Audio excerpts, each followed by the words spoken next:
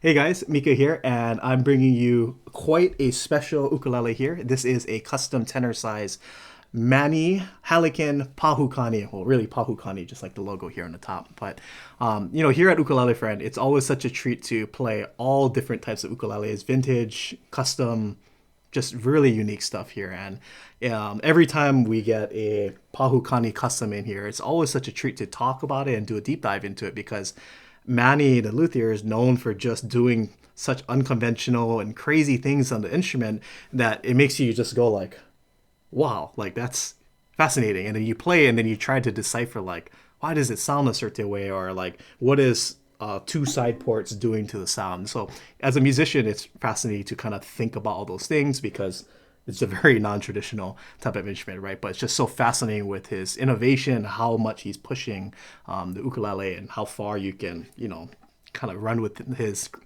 awesome ideas. So this is no different. This is a tenor size instrument, but what's unique about this right off the bat is the scale length, right? So if we take this 0 fret right here, which is where the string cuts off, and we measure it with the ruler all the way to the saddle, you have a 19-inch scale length, which is kind of more like a baritone, which you would find with a baritone ukulele, but this is a tenor size. Usually tenor size is 17.25 inches. So you have an extra 2 inches of scale length. And what that means is that you have more spacing on the fretboard itself. So if you have bigger hands, you have more space to go ahead and stretch out and play your chords and whatnot on the fretboard. So 19 inches, and kind of what I mentioned in passing, this is what we call a 0 fret fretboard. So what's going on? There's a lot of implications to it, but one of the things that matters to me as a musician is that when you have a 0 fret like this, meaning you have a fret wire that comes right before the nut itself here on the instrument. The string is not so much resting in the nut, it is, but the cutoff point in which the sound stops is landing on that 0 fret. So for me as a musician, the implications is that when I make a bar chord on the first fret, on a 0 fret like this, it doesn't feel that much different, or it doesn't really feel different at all than just going on the 2nd fret. And this is important because for those of you who don't have a 0 fret instrument, and let's say the string is resting on the nut and you're trying to play a bar chord, I would argue the bar chord is one of the hardest to play either on the 1st fret or probably, all the way up here on the 12th fret, but no one really plays that high on the ukulele. So if you're trying to play, say, like a B flat minor chord like this, where you're going 3, 1, 1, 1, it can be very difficult because you're trying to press so much downward, direction against the nut where which the string is setting. So by having a 0 fret, you kind of alleviate all that, and you can just go ahead and it's like playing any other fret here on the instrument, but here on the 1st fret. So all in all, this instrument does have the 0 fret, and again, 19-inch scale length. So tenor size instrument, and this is a beautiful European moon spruce. Beautiful silky texture, nice beautiful medullary rays here on the instrument. Pretty much that silky looking texture that you see when you look at it in the light. You kind of have that 3D holographic kind of look to it. So really nice. And then you guys probably noticed right off the bat, well, maybe you can see it from this angle. There is not one side port, not 2 side ports, but 3 side ports. And again, it's like, wow, a sound hole in the back of the instrument instead of the front of the instrument, right? So again, I don't really understand like the physics of what's going on. For me as a musician, it's more just like, I can feel the sound hitting my belly of mine here because there's a hole in the back of the instrument, right? So what is that doing to the sound, right? So we have 3 sound holes or 2 side ports and a sound hole in the back of the instrument. And the back and sides beautifully stained koa, so it's just really beautiful with the curl, really nice book match. You can see this kind of teepee orientation right here. Again, nice curls going all over the fret, all over the back of the instrument, as well as here on the sides of the instrument, going the full depth or the height of the instrument. Really, really nice stuff. And then this binding here, Korean binding. So it almost has like that charcoal or graphite kind of texture or effect to it. So you have it on the binding on the back, on the front, as well as here on the headstock and the back of the headstock. And I'll come to that in a moment. So again, Korean binding here. And one of my favorite colors is green, but I love a good kind of turquoise color. So you don't really see turquoise purfling too much on ukulele. So I love seeing it here around the spruce top, the European moon spruce top, and then as well as along the sides here with the Korean binding, and even around the back, and even around the back right here. Speaking of the back, we have the neck right here. Gloss curly maple, really big curls, very obvious, really nice. And then you also have the maple binding right here around the fretboard.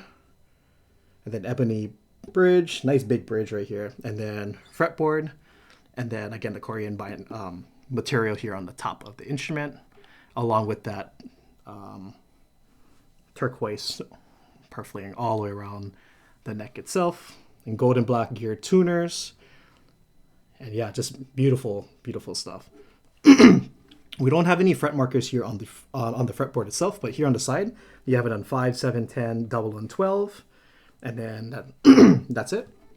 And then we do have a flat fretboard right here and a slightly chunkier, more D-shaped neck than like a traditional ukulele. So if you're a guitar player, it's going to feel very familiar. So yeah, you have the chunkier neck right here with the gloss finish. So yeah, I mean, I just noticed this too. You have like almost this purple heart binding around the around the bridge of the instrument as well. So now you're probably noticing like, wow, that's a big headstock. And because we have a 6-string instrument, so this is a tenor 6-string instrument.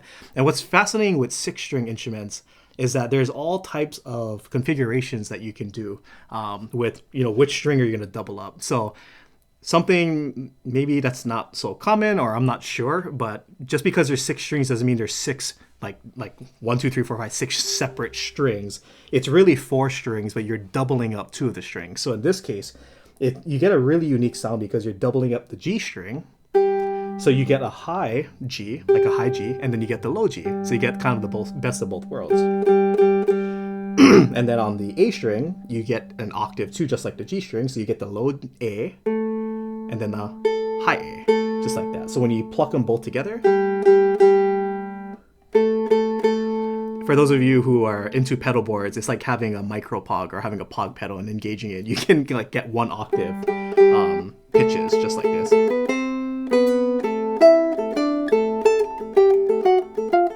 Sounds pretty cool if you play it really fast.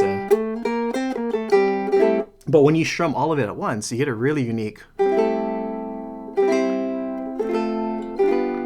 And to me, you get a really unique sound, but what's making it really unique is, I think, that low A. We're so used to the A string being the melody string, being, the highest pitches of all the strings, but having that low A, so now like a low C,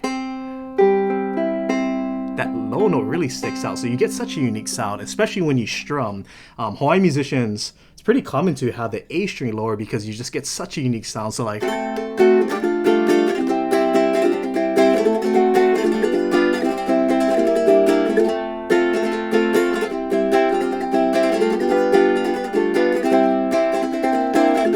get such a unique kind of voicing with that bottom A string. Now, I wouldn't really, I guess you could play fingerstyle on this, but you're gonna get kind of, it's more difficult because you have to press down on 2 strings, and if you're doing a lot of busy things, it can be, like for me, that's pretty hard to do that. So I would say this is more of a strumming instrument to accompany yourself if you're a singer, just doing something like this.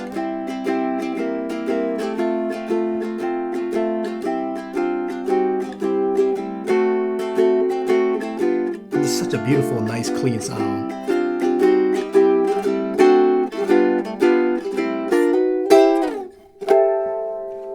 And just beautiful sustain and just really beautiful, clean, and all the sounds just really mesh really well together.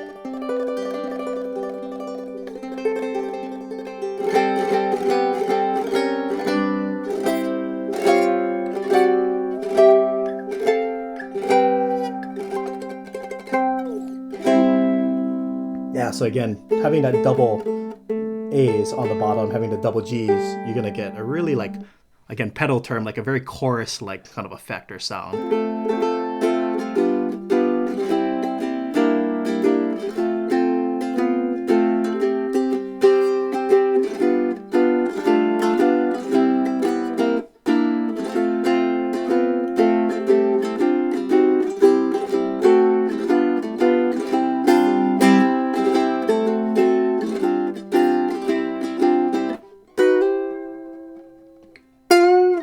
Yeah, I probably wouldn't want to do blues on this, on this instrument. So anyway, yeah, just really beautiful sounding instrument, very unique. The build style and just everything about it is just really, really unique, and yeah, just get such a unique sound on this instrument. So I was kind of noodling earlier, but here is a uninterrupted sound sample. So here we go.